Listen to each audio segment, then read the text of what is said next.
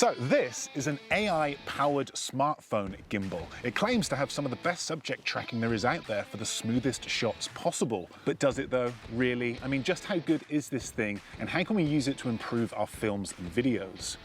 Let's find out. Hey everyone, Steve here from LearnOnlineVideo, and today I'm at this incredible location here in the southwest of England where I'm going to be shooting a short cinematic sequence with a twist. I want to see if it's possible to shoot this sequence using entirely AI, or more specifically Deep Track 3.0, which is a feature that comes with this gimbal. I'm going to capture as many shots as I can, and at the end of this video edit all of those clips into a short sequence using music, color grading and sound effects. Okay, let's start nice and simple with a basic push forward. Let's establish this location using AI. I'm going to select my focal point by dragging a box around it like this. And we're now locked on, and I'm simply going to push forward. Can the AI lock onto my focal point and keep it in the center of frame whilst capturing a nice steady shot? Yeah, not bad. Okay, so it seems to have handled a basic push forward pretty well, but let's be honest, that was easy. I think we can push this thing a bit more. Let's shoot something a bit more challenging. This time, let's select our focal point and use this flowering bush as foreground. I'm gonna start my shot from behind the bush and then slide my camera from left to right. Will the AI keep my focal point centered and steady? Not bad.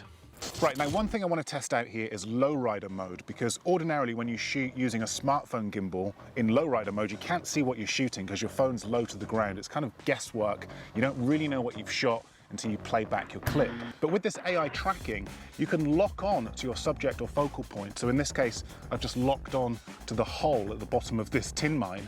And now I can walk forward with my camera in lowrider mode and not have to worry about framing or composition, because I know that it's locked on to its focal point. And that is a complete game changer, because it just makes capturing these types of shots so much easier. Now, whenever I hear there's a new gimbal being released, the first question I ask myself is why?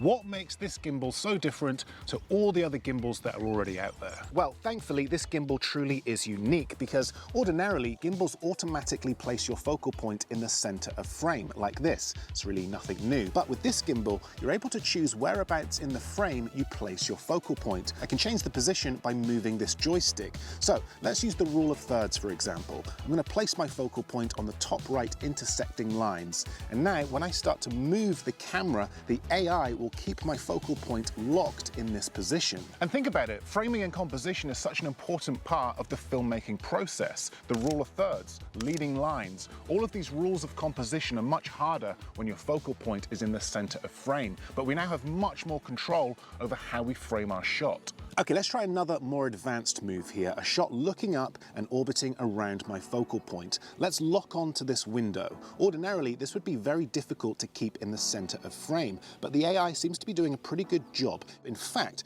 let's play this clip back, reduce the speed, and add some cinematic music.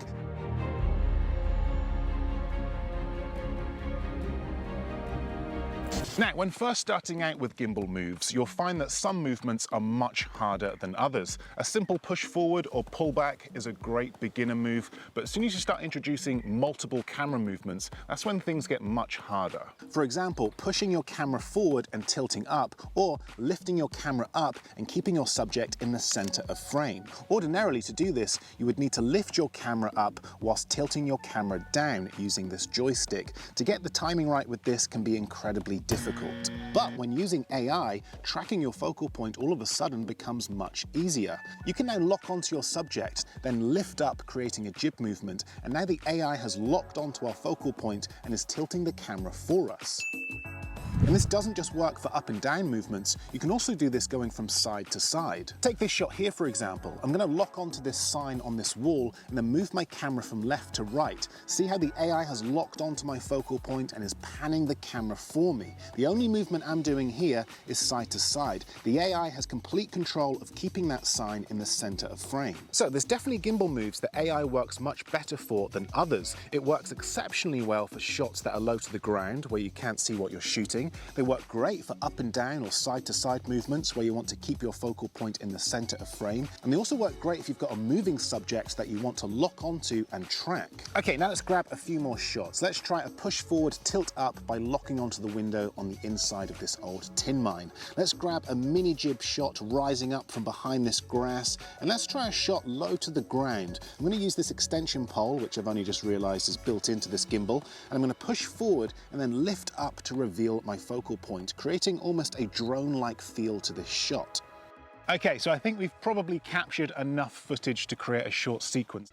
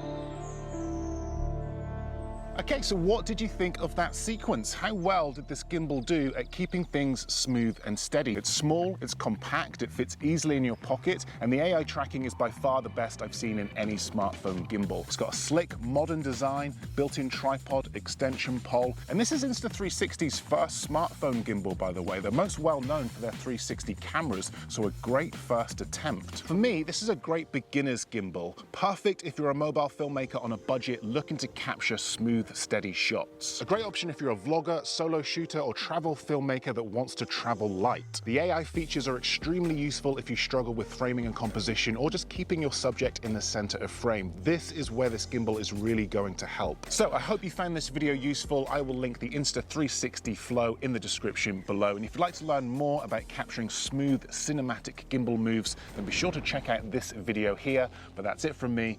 Thanks for watching, and I will see you in the next video.